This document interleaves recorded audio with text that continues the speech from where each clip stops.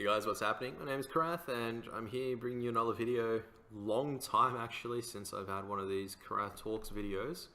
But, this one is just about, I guess, the future of Counter-Strike because it's looking a little bit, I should say bleak. I mean, CSGO is booming. For me to go, it's going to be bleak is kind of me going, hey, I'm going to be this negative guy who's going to drag down everything. And I don't want to be that. I want to be more of a kind of, looking at it more realistically. And the realistic part is CSGO,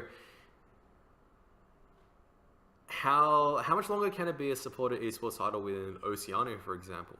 What I mean by this is how Oceanic titles generally have to work for esports. I guess I'll break this video down into two things. How the developer supported versus non-developer supported. I can go over that to some vague figures. And then finally, I guess the microtransactions that CSGO is having and where that is trending towards. Because that's pretty much, we can look at trends, what's happened in the past and go off that. So the first thing in terms of, I guess, developer support versus non-developer support, CSGO is not really well known, I guess, for being a very developer-supported game.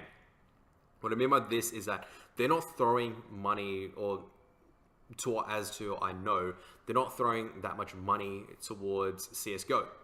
And we can compare that to both Dota 2, where what they do with the international, the crowdfunding. Why haven't we gotten that yet for CSGO? They're selling these glove skins, they're selling these cosmetics. But heck yeah, if they release tickets that go, here, you're supporting ESL Australia, you're supporting Cyber Gaming Australia, you're supporting any Oceanic organization that's been doing work for how long, and a cut of the proceeds. I'm not even asking for, 50%, even 25%, because I can't remember how much the prize pool donation was to the international.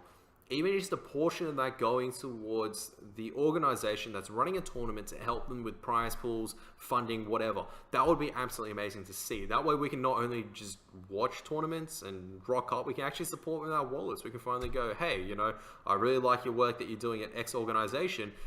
Here's 25% of whatever, and I get, sweet in-game cosmetics. Because, hey, CSGO is moving that direction anyway. Why not? I'll go into that more later on.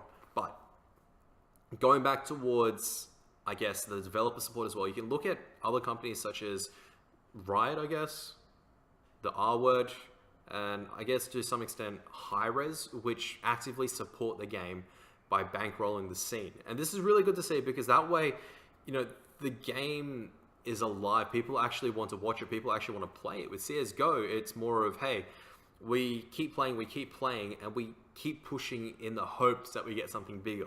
In the hopes that, that an organization in Australia actually has, the ability to stand up, because it's very difficult to actually organize a tournament. That's my first problem. CSGO clearly is a game making so much money and Valve is not supporting it, which I just find absolutely ridiculous. Why can they not support their own game? I'm not even asking for balance changes at this stage. Just think about how to, help the community grow. And a lot of the times people will be like, the community can grow by itself. Yeah, maybe. But think about how much hours, I'm fairly sure, uncountable hours have been put in towards, I guess, tireless dedication of work, where a lot of the time we don't actually break even. We're probably dropping dollars out of our bank accounts. And for someone who's been, I haven't been working in esports that long, I guess. So for someone who's been working seriously, I guess, in the esports scene for probably the last 7 months, to be generous, 7 to 8 months, as in I took it way more seriously. I sat down, learned a lot of things, got a ton of things wrong. And that's the thing I learned about esports. You can always be wrong about something, even though you've done it so long. You can still be wrong and learn things out of it. Is that it doesn't feel like we're at any different place compared to 2015. We had a massive tournament at PAX. Last year we had a massive tournament at Crown. LAN finals, we've had a couple of them, but otherwise it's just more international teams traveling instead of, the old Renegades and Winterfox. It's now Atletico and Chiefs. To an extent, Avant, Parallax, and Immunity, but it's really, Atletico. I guess Atletico is the only one we can really say at the moment, not based on, I think they'll defeat, Renegades or Winterfox, but more in the sense that they've traveled overseas multiple times now. So it's not like they're one or two travels and that's it. They're going over consistently over and over again. Immunity, I think, are going over 2 or 3 times now with their new lineup, and Avant has gone over once. Parallax has gone over once, I believe, as well, maybe twice. So it's really Atletico, I guess, the one that's trying to chase up. And the concerning thing for me would be these guys are putting in so much time. Are they expected to move overseas, or can they actually stay in Oceania and at least play the game? That's all I really want for the scene, for anyone, is that if they can generally show professionalism and do, take the game, show it on a high level professionally, yada yada, marketing and everything, they deserve to be salaried considering how much time they actually put into the thing. I can count a lot of people who have put in so many hours, people who have deserved payment, and unfortunately some of them haven't been able to get some because there's just not enough money in the scene. A lot of people think, sponsorship, that's a lot of money. It really isn't. It's really hard to explain without going into specifics, but it's really, the TLDR is probably, it's really disappointing to see Valve not support it at a local extent like Riot, as well as High Res Studios. To those who probably follow Smarter Paladins, because I've been recently doing Paladins a little bit, it's really disappointing to see that not come up.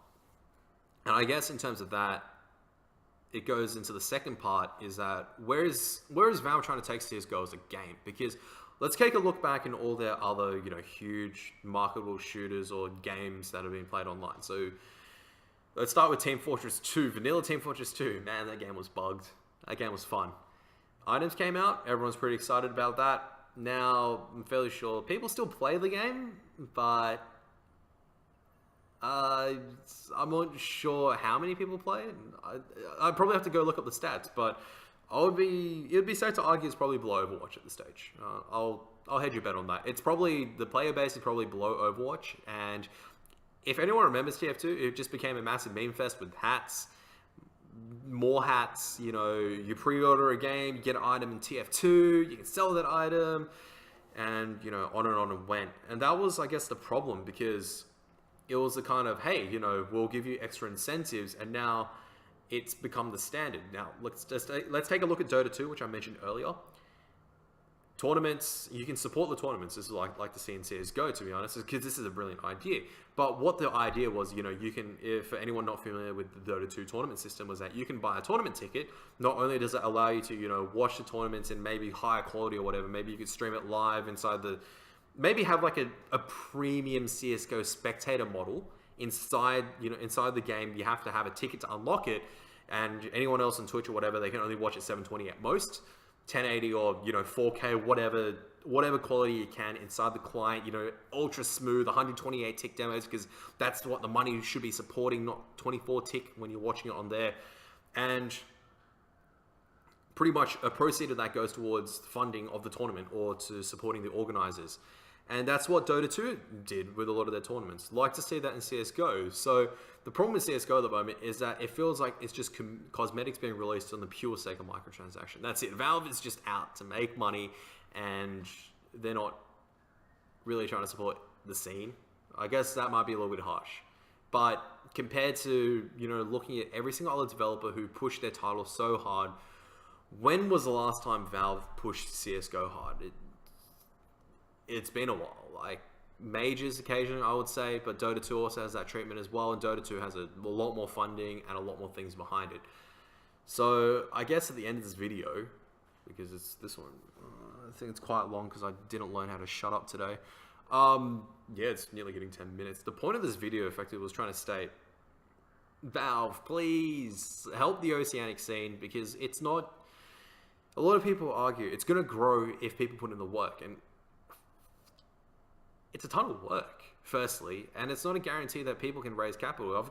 You've got keen kids out there who, at the very least, want to give a shot at esports, and if they don't have any support, then what? I mean, sure, a lot of people go, well, that's life, I guess, but for us, because esports is kind of more of a passion, try to bring out the ability for these people to actually come and stand up and have a shot at it. Let these people who may not have that much cash, because I didn't have enough cash at the beginning of this year. I can tell you that I was living on like mere dollars, for example. And sometimes I think I had like negative amounts in my bank account for the first time in my life, and I was still casting away and just thinking about, what's the point of this? Because how is this going to put eventually bread on my table?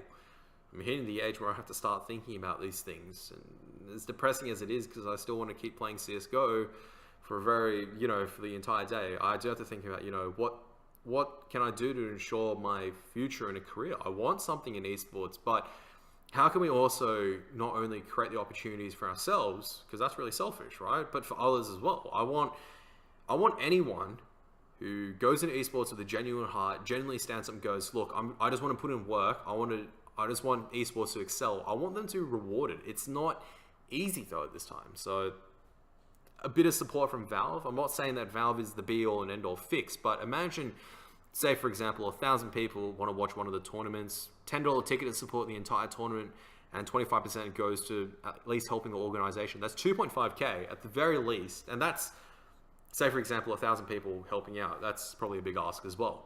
But add on cosmetics to that, you get this cool AK skin, you get this cool, glove or whatever, That's what I think CSGO needs in terms of just microtransaction for the sake of microtransaction. Make it so at the very least we can support other people. Other than don't get me wrong, the people who develop the skins, that's cool. But let us also help the organizations and the tournaments through a method that we can do.